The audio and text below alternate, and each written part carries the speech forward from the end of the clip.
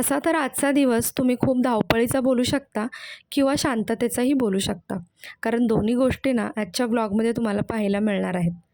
नमस्कार, मी रुपाली तुमचं पुन्हा एकदा खूप खूप स्वागत करते आजच्या एका नवीन ब्लॉगमध्ये. आय होप तुम्ही सगळे मस्त असाल आणि स्वतःची काळजीही घेत असाल. तर मी होत आहे इकडे सकाळ सकाळी रेडी. आज आहे लोलोच्या स्कूलमध्ये ॲन्युअल डे फंक्शन आणि प्राईज डिस्ट्रीब्युशन वगैरे सगळ्याच गोष्टी आहेत. सो 10 वाजता मला स्कूलला पोहोचायचं होतं. 9 सव्वा 9पर्यंत माझी घरातली सगळी कामं आवरली होती आणि मी आता होत आहे रेडी, कारण स्कूलला जायचं आहे आणि लोलोचे पप्पा त्याला तिकडे रेडी करत आहेत आणि मी इकडे रेडी होत आहे, माझं आवरत आहे. आणि ॲन्युअल डे फंक्शन असल्यामुळे थोडंफार छान गेटअपमध्ये आपल्यालासुद्धा जायला हवं. त्यामुळे मी ते थोडीशी रेडी होत आहे. त्यानंतर आम्ही निघालो आणि लोलोची एक्साइटमेंट लेवल ना खूपच नेक्स्ट लेवलला होती. खूप जास्त एक्सायटेड होता आणि त्याचा ड्रेस कोड होता डान्सचा, व्हाईट शर्ट आणि ब्लॅक पॅन्ट. आणि फायनली आम्ही स्कूलला येऊन पोहोचलेलो आहोत आणि ते बघू शकता जवळजवळ सगळे पॅरेंट्स आले होते आणि मुलांची खूप जास्त गडबड चाललेली.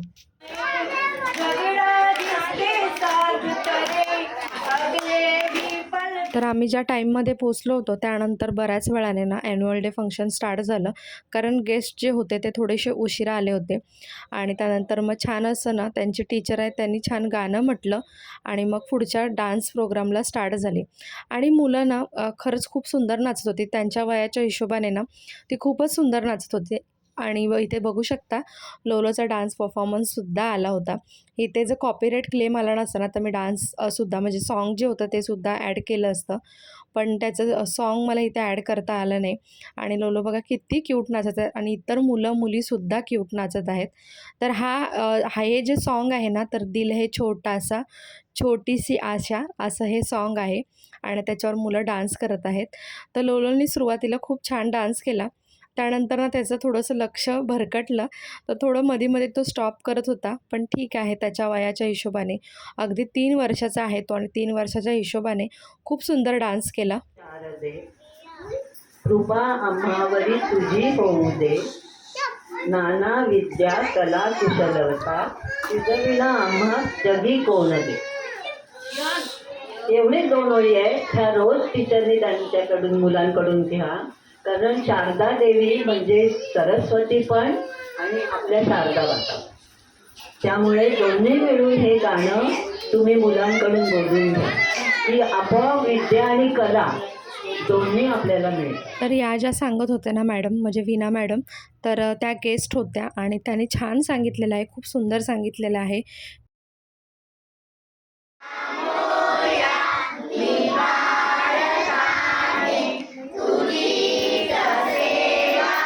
छान असं प्राईज डिस्ट्रीब्युशन वगैरे सुद्धा झालं, स्नॅक्स झाला. त्यानंतर मग आम्ही घरी आलो आणि आज माझी कामं सगळी सकाळी आवरली होती, त्याच्यामुळे माझ्याकडे बराचसा निवांत वेळ होता. तर लोलो इकडे खेळत होता, तर मी सुद्धा इकडे फ्रूट कट करून घेतले होते, तो सुद्धा खात होता आणि मी सुद्धा खायला घेतले होते, कारण बराचसा वेळ होता. तर म्हटलं चला शांतीने आज आपण फ्रूट्स मस्त एन्जॉय करूया आणि त्याबरोबर आपली इतर जी कामं आहेत यूट्यूबची म्हणा किंवा दुसऱ्या बऱ्याचशा गोष्टी मी लिहित असते. मला लिहायला वाचायला फार आवडतं, तर त्या सगळ्या गोष्टी मी करत असते आणि वेगवेगळ्या माझ्याकडे डायरी बुक्स वगैरे आहेत. तर लोलोने ह्या सगळ्या डायरी किंवा बुक्स वगैरे घेऊन ना त्याच्यावर नुसत्या रेघाट्या ओढत असतो. तर त्यांनी बघा ही नवीन डायरी मी आणली होती, तर त्यांनी पूर्ण पेन्सिलच्या रेघाट्या ओढून ठेवल्या होत्या त्याच्यावर. तर ते मी रफ करत होती आणि त्याच्यावर त्याचं मस्तीकडे साईडला चालली होती, त्याचं खेळणं वगैरे सगळा पसारा चालूच होता. म्हणजे तो पसारा मला नंतर आवरायचा आहे, पण म्हटलं ठीक आहे त्याला खेळू दे थोडा वेळ, कारण थोड्या वेळ खेळेल तो आणि मग जेवेल थोडंसं आणि मग झोपेल तो, कारण त्याचं रुटीन फिक्स आहे दुपारचं झोपणं. तर लोलोच्या स्कूलमध्ये ज्या आल्या होत्या ना वीणा मॅडम, त्यांनी खूप सांगितलं. त्यांचं वय खूप जास्त होतं, सीनियर होत्या त्या, पण त्यांनी खूप सांगितलं होतं कारण त्यांच्याकडे खूप अनुभव होता. त्या अनुभवानुसार त्यांनी सांगितलं होतं की मुलांना विद्या आणि कला दोन्ही आल्या पाहिजेत. म्हणजे आयुष्यात नुसतं फक्त शिक्षण महत्त्वाचं नाही, तर सगळ्या गोष्टींमध्ये प्रत्येकाने व्यवस्थित असं कौशल्य घेतलं पाहिजे.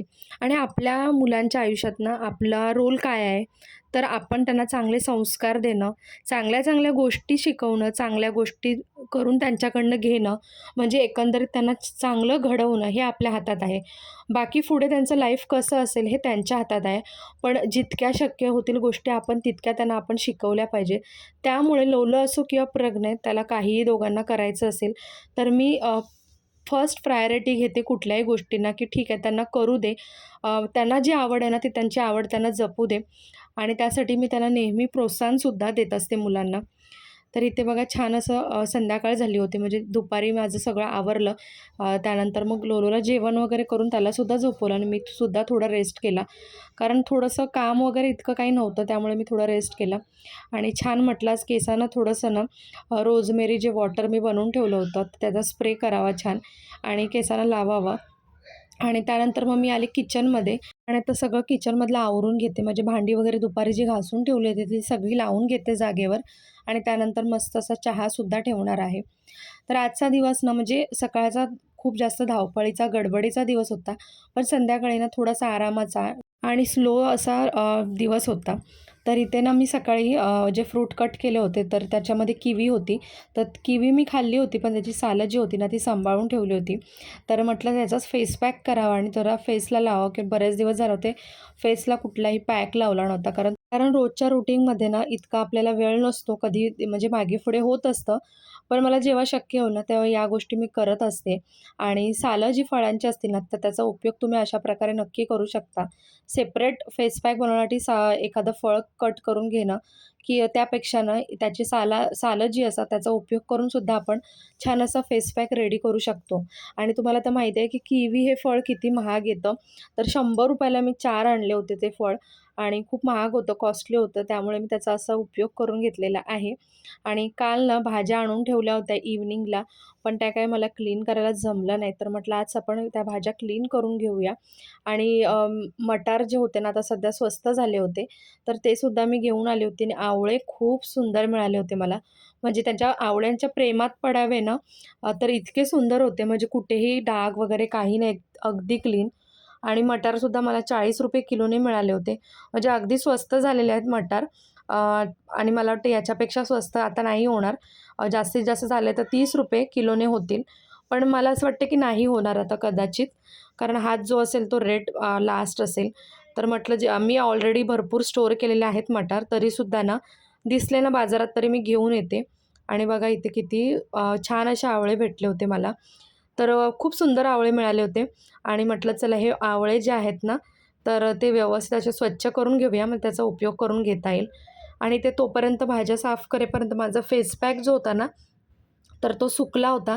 तर मी लगेचच त्याला क्लीन करून घेतलं. अगदी साध्या पाण्याने स्वच्छ असं धुवून घ्यायचं आहे. आणि इथे दिवाबत्ती वगैरेसुद्धा करून घेते. आणि प्रज्ञेला खायचा होता आज पिझ्झा. म्हणजे मी आता डीमार्टला गेली होती ना, त्यावेळेला पिझ्झा घेऊन आली होती मी. म्हणजे पिझ्झा बेस जो असतो ना, तर तो घेऊन आली होती. तर तो बनवायचा राहून गेला होता. एक बनवला होता आणि एक तसाच राहिला होता. तर आज फायनली तो बनवत आहे मी. आणि घरच्या घरी अगदी सिंपल आणि कमी वेळेमध्ये, कमी खर्चामध्ये छान असा पिझ्झा रेडी होतो. आणि हा ब्राऊन ब्रेडच आहे. मी शक्यतो ब्राऊन ब्रेडच यूज करते. तर चला मग आजचा व्लॉग जो आहे तो मी इथेच एंड करते. आय होप तुम्हाला आजचा व्लॉग आवडला असेल. तर नक्की सांगा कमेंटमध्ये की व्लॉग कसा वाटला आजचा आणि पुन्हा भेटू एक छानशा व्लॉग्स आहेत. तोपर्यंत स्वतःची काळजी घ्या.